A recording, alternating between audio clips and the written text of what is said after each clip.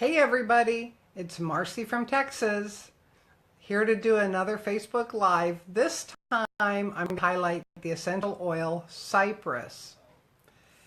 Before I get started and while I'm waiting for Facebook to build an audience for me, I'm going to go ahead with my disclaimer.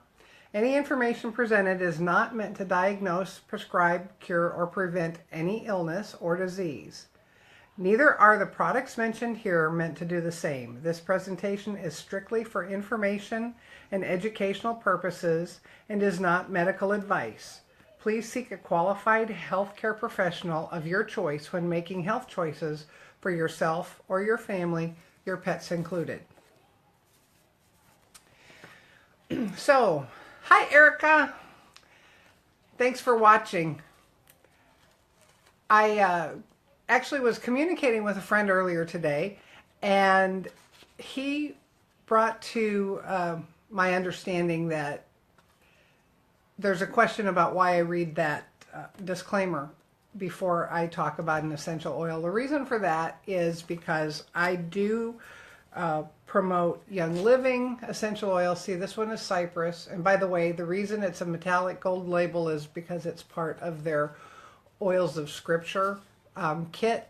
The oils, if you buy them separately, they won't have a gold label. They'll have the typical color label, depending on which oil it is. They have different colors for different types of oils. Anyway, I have to read that disclaimer. The reason for it is because evidently over the years, Young Living's been around for over 20 years. Over the years, people have started to make medical claims about using these essential oils and certain things that, oh, this oil helps with that, or this oil cured my this or that, and we can't do that. And because it is not a drug, it's not regulated by the Food and Drug Administration, and so we have to make this disclaimer because the FDA and the Federal Communications Commission got involved with it because there's nobody to regulate how true, the statements that people make. Are they true? Are they false? Are you exaggerating? Young Living is beginning to make an impact around the world with their products, and the FDA and the FCC got involved, and it was the first company, it won't be the last, it was the first company to be, the hammer fell. Let's just say the hammer fell a few years ago, and we are very limited in what we can say. I can give you historic facts. I can tell you to do some research on your own. I cannot send you to a particular website or a particular book because those websites and books may be tied to Young Living, and in some way they may be making a profit off of each other. So because of that, that's why I tell you, go do your own research. I will tell you what you can research, but that's why I have to do a disclaimer, and I'm really sorry that I'm limited in what I can tell you because these oils are fantastic. I love using these oils, but it would have to be a face-to-face, just you and me, for me to go into any further detail about how I specifically use an oil or what issue. I can tell you that it supports healthy systems in our bodies. And maybe tomorrow or the next day I'll go into that a little bit more. So let's get back to Cypress. Cypress oil is, of course, if you live here in Texas, there's a lot of cypress trees around because cypress likes to have wet feet. It's very fresh, very green smelling. I love oil of cypress. And this particular variety, it's Cypress sempervirens. It's also known as the Italian cypress. It's an evergreen tree. It's got kind of the flat leaves. It doesn't have the needles like a fir would have. It's more of a flat leaf. And we use the branches to distill the essential oil from the branches. Historically, it was used for mourning. Some ancient cultures used it to fumigate the air when they were doing cremations because it would help to clean the air. Many cultures use it. They plant it in their cemeteries. The Muslims, the ancient Muslims, the ancient Greeks, Romans, they all used cypress. The ancient Egyptians made the sarcophagus out of cypress wood. The Phoenicians and Cretes built their houses and ships out of cypress. Cypress is a very durable wood.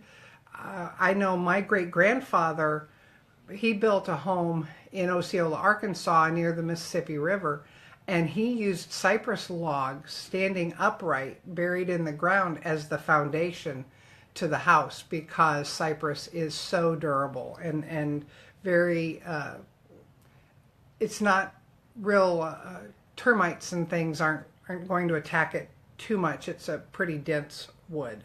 The Greeks used to carve their statues to their gods out of it. The Chinese used to use cypress. They would chew it if they had bleeding gums. I don't know if it was to stop the bleeding or to make whatever was causing the gums to bleed to go away. Hippocrates, in his writings, he actually prescribed cypress for treating hemorrhoids. You've got some research to do. Research monoterpenes and alpha-pinene. Cypress oil is actually 40 to 65% alpha-pinene.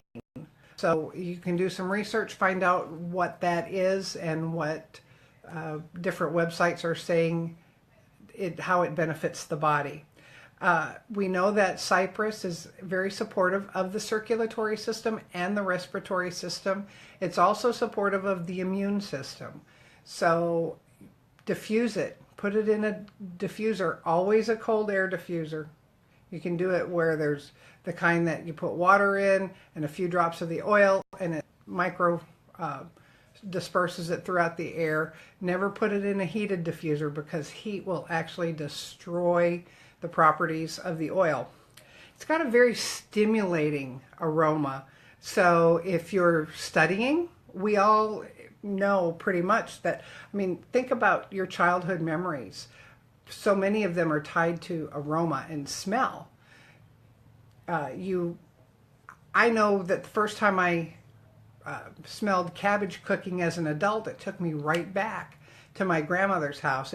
She always had this smell in her house. I didn't know what it was until I smelled cooking cabbage at somebody's house as an adult. I said, "Oh, that's why my grandmother's house smelled like that." But I was immediately transported back. So our sense of smell is tied to our learning. Actually, if you're a student, if you're studying, have a diffuser going especially with a mentally stimulating oil, such as cypress would be a good one. And then when you go to take your test, put a drop of it right here. And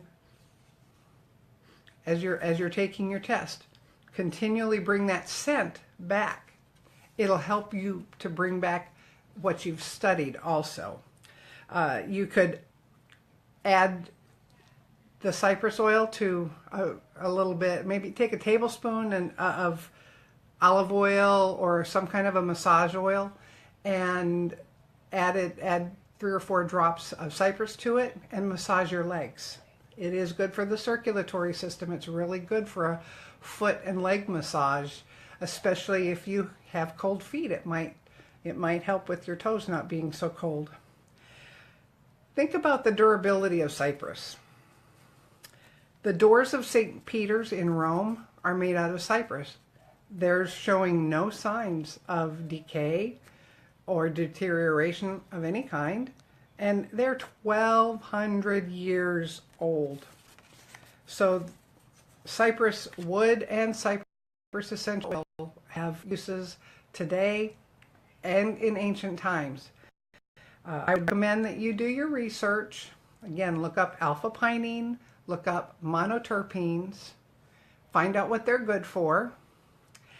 Hey, I'm going to say hi. Hey, Barbara, it's good to see you. Deanna, OCL, Ken. Well, you're welcome for all of the info. I hope it helps you some. Chelsea. Y'all, thanks so much for watching. I appreciate it. And tomorrow I'll go into a little bit of why I'm so much into essential oils. I know I've been doing this series on the ancient oils and trying to explain them, but I really haven't explained why they're so important to me. Y'all have a blessed day. Have a tremendously prosperous weekend and go into your week on Monday supercharged. Love y'all. Bye.